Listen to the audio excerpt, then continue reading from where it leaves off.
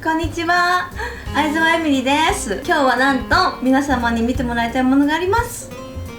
じゃーん、銀の盾です。 YouTube を始めて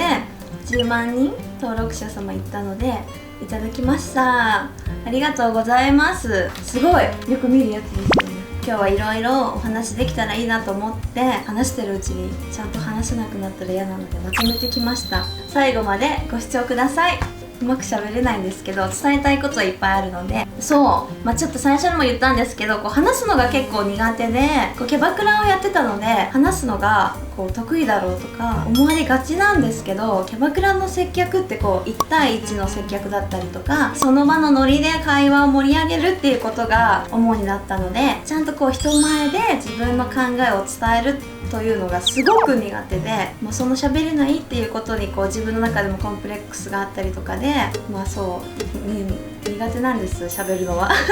分かってもらえるかな。これで下手くそですよね。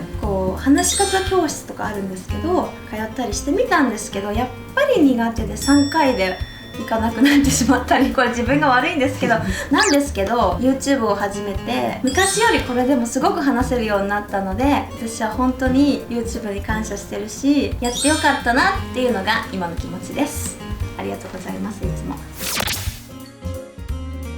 そう、 SNS はちょうど10年前が歌舞伎町でキャバクラを始めた時で、その時にもう本当に趣味みたいな感じでアメブロを始めたんですよ。日記的な感じで書いてたんですけど、周りの方から見てるよとか言ってもらえて嬉しくってで更新するのが楽しかったんです。それが一番最初です。なので本当に趣味みたいな感じでやってました。その当時は最初はアメブロだったんですけど、今ちょっといろいろあって自分のブログを10年間ぐらいやってます。今から9年前ぐらいに小悪魔アゲハという雑誌に出させて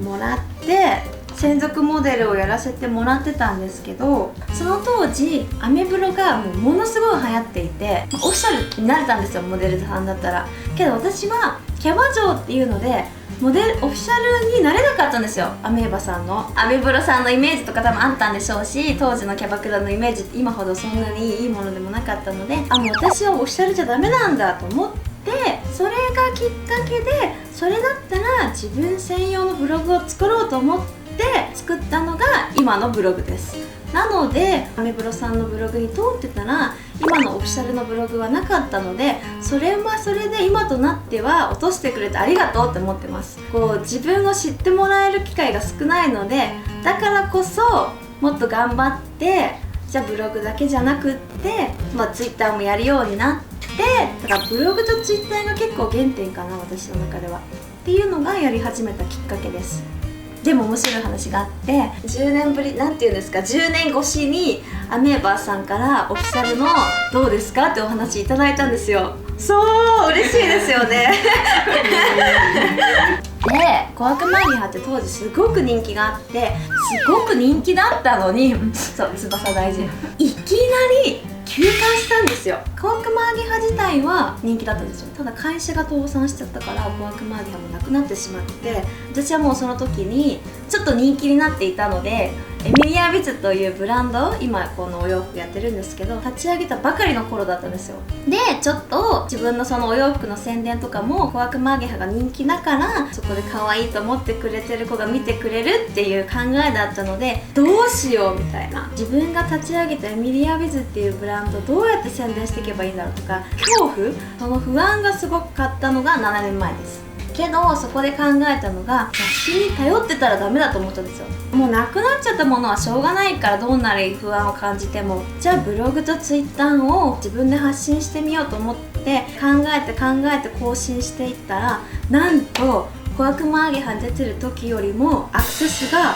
すごく上がったんですよ。すごい話じゃないですか。まさか上がるとは思わなくって、最悪現状維持できればいいなと思ってたんですよ。でもそこで自分で本気でSNS を頑張ろうって思って頑張ったら、やっぱりアクセスがその時が過去最高に良くて、ブログのここが超大事で、自分の人気は自分で作れるんだと思ったんですよ。その時が25歳の時です。もう超覚えてます。25 超覚えてるとか言って年齢そう昔ってモデルさんの人気って雑誌に出たりとかファッションショーに出たりとかだったと思うんですけど、今ってこうやって SNS で自分で発信して人気も作れるので、誰でもその一歩を踏み出せると思うので、チャレンジしたらいいんじゃないかなってすごく思います。だからね、本当話したいこといっぱいあるんですけどね、ただ SNS ただ頑張るっていうだけでもいろんな方法があると思うので、またこれ後日話しますね。 YouTube を始めた理由はすっごいくだらないんですけど、恥ずかしいぐらい正直に言いますね。自分の名前を検索した時に動画出てくるじゃないですか。あれが嫌だったんですこう携帯とかで検索した時にどなたかが上げてくれた動画が勝手にアップされるじゃないですか。で、この動画嫌だなって会社の人に言ったら、 YouTube やったらそれ自分の更新したものになるんじゃないみたいな感じで、だったらやりたいみたいなです。理由はこんな理由の人いるのかな、 YouTube 始めるいないでしょうねでも大問題で、こう話すことがすごく苦手だったので、やりたいけど果たしてできるのかなっていうところでやめようかなとかも思ったんですけど、始めましたあとやっぱ正直話すと、私のインスタグラム見てくれてる方わかるかな、加工をすごいしてたので、もう顔のだからもう全く加工がない動画で、もう生きていけないと思って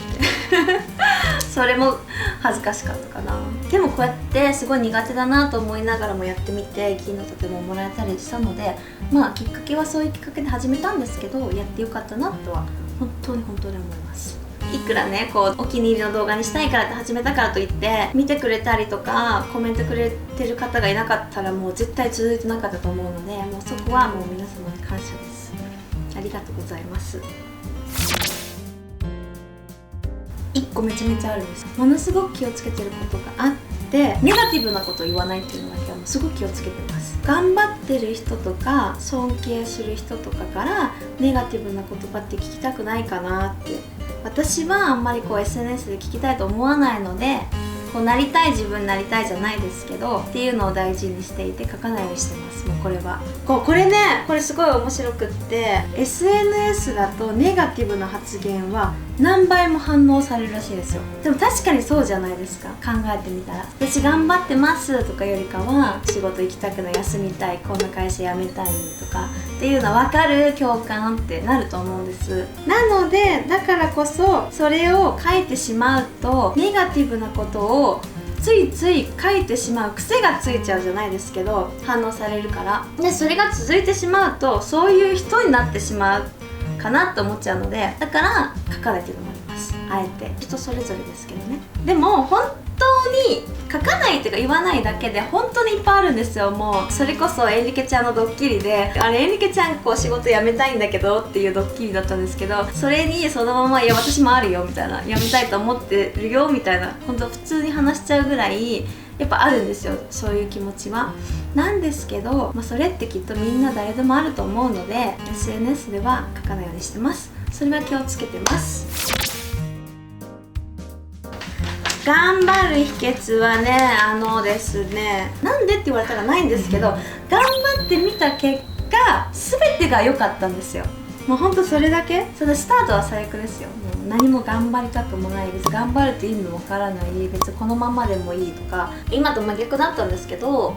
頑張って本当に全てが良かったので、だから頑張るっていうだけなので、負けず嫌いですよね、そもそも。それもあってこう何かと頑張ってまた新しく出てくるじゃないですか。だからずっと負けず嫌いだから悔しいっていう気持ちがあって、だから意外となんかこううまくいかない人こそチャンスだと思う。それを悔しいっていう方で、それはもうしょうがないにしちゃうともったいないと思うので、うまくいかない時こそチャンスですよ、頑張る。だってそれってもう上でしかいかないから、実際にへこんだとしてもいいです。もう一回頑張れば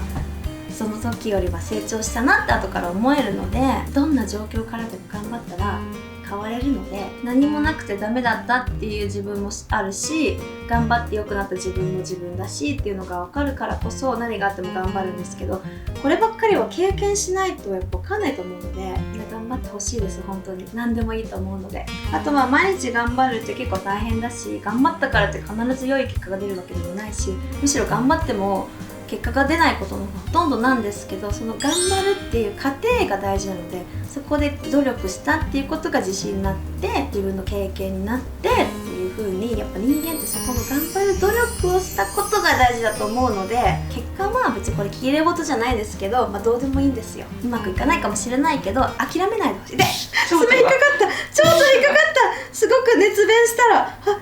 痛い、腸子だけで超痛い何それそうだから結果が出なくてもその頑張りは、そしてこう点と点が い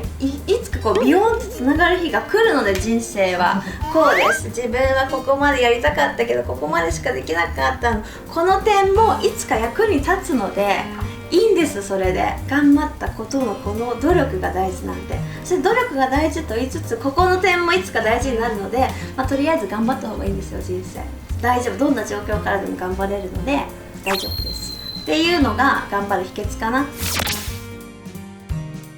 今後の YouTube はこれ私の考えなんですけども、 YouTube って話し方もそうですし接し方もそうですし、こう人間力が全部出るかなっていうのをちょっと思ってて、インスタってすごく写真1枚だけだったので、こうニコってすればそれでよかったんですけど、動画になると出ちゃいますもんね、自分の本性っていうか性格っていうのが。でもそれをYouTube が一番見られるってことは、やっぱりみんな素の人を見たいんだろうなとも思うし、でも私はこう YouTube でキャバ嬢を引退したんですけど、こうまだキャバクラのプロデューサーとしてキャバクラにも関わってるし、アパレルやったり美容の仕事も携わってるので、そういう自分にしかできない自分が経験してきたことを発信したりだったりとか、いろんな方とコラボしたりとか、そういう自分らしいチャンネルにできたらいいなと思ってます。YouTube やってみて YouTuber と呼ばれる方ほんとすごいなと思いました。どっちかっていうと簡単にできるイメージがあったので、毎日動画を撮る、その内容を考えるとか、見てくれてる方もすごい人数が多いので、いろいろ大変だと思うんですけど、すごいなって思いました。だからやっぱりその分野で極めてる人って何でもそうなんでしょうけど、やっぱりすごいですよね。そんな感じが YouTube、私の今思うことと今後やっていきたいことです。何かあればコメントください。すごい、これ名前書いてるんだ。すごい、相沢エミリキャバ嬢社長マイライフ。まさか YouTube でこんな私の手がもらえると思わなかった。嬉しいな。そうだから今日は SNS を今まで私やってきて、その経緯だったりとか、本ではちょっと書いてるんですけど YouTube でお話ししたことなかったので、この銀の盾をもらったきっかけにちょっと話してみました。この動画がいいと思ったらグッドボタンとチャンネル登録よろしくお願いします。ちょっと翼のも